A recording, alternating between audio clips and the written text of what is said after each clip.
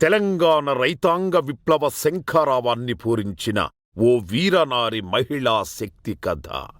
అణగారిన వారి ఆత్మగౌరవం కోసం నైజాం రాజ్యానికి జమీందారులకు వ్యతిరేకంగా దొరల దాష్టికాలను ఎదిరించిన ఉద్యమశీలి ఘనత. దున్నేవాడిదే భూమి అని నినదించిన హక్కుల స్వరం.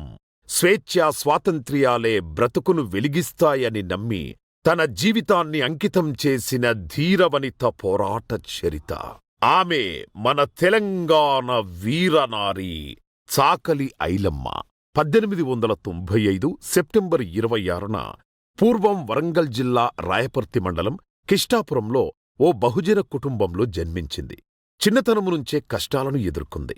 సామాజిక అణిచివేతకు, కుల వివక్ష ఆమె జీవనంలో భాగమయ్యాయి. అందుకేనేమో బాల్యం నుండే ప్రశ్నించడం, అన్యాయం పట్ల గళం విప్పడం అలవాటు చేసుకుంది. కొన్నేళ్ల తర్వాత చిట్యాల నర్సయ్య అనే వ్యక్తితో ఐలమ్మకు వివాహం జరిగింది. అప్పుడు తెలంగాణలో ఎక్కడ చూసినా బానిసత్వం. నిజాం రాజులు, దొరలు, దేశ్ముఖుల అడుగడుగున పెత్తనం ఉండేది.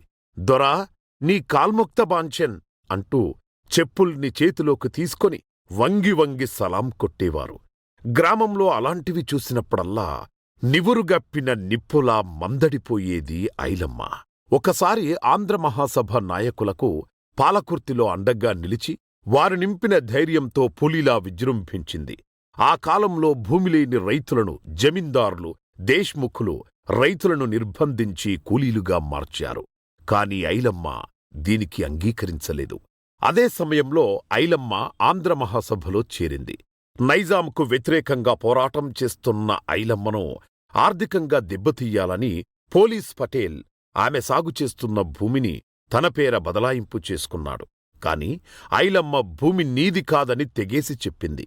శ్రమశక్తిని నమ్ముకున్న ఐలమ్మ గుండె ధైర్యంతో ఎదిరించి వారిని తరిమేసింది.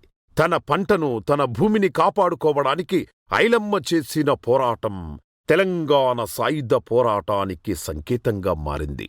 ఆమె ధైర్యానికి వందలాది రైతులు ప్రేరణ పొంది పోరాటంలో చేరారు.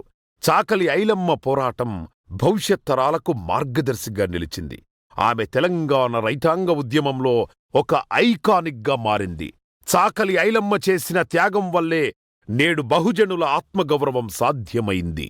ఆమె జీవిత గాథ ప్రతి ఒక్కరికీ స్ఫూర్తినిస్తుంది.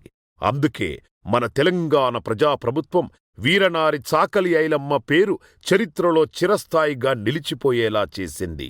ఆమె వీరత్వం, త్యాగం, స్వాభిమాన సాధికారతలను గుండెలో నింపుకున్న గౌరవ ముఖ్యమంత్రి శ్రీ రేవంత్ రెడ్డి గారు కోటి విమెన్స్ కాలేజీని, వీరనారి చాకలి ఐలమ్మ విమెన్స్ యూనివర్సిటీని ఏర్పాటు చేశారు. వారి అకుంఠిత దీక్షకు, ప్రజాపాలనకు ఈ యూనివర్సిటీ నిలువెత్తు నిదర్శనం. జయ హో తెలంగాణ, జయ హో ఐలమ్మ. ప్రపంచంలో ఏ మూల ఏ క్షణం ఏం జరుగుతుందో వేగంగా తెలుసుకోవడానికి తొలి వెలుగు వాట్సాప్ ఛానల్ని ఫాలో చేయండి.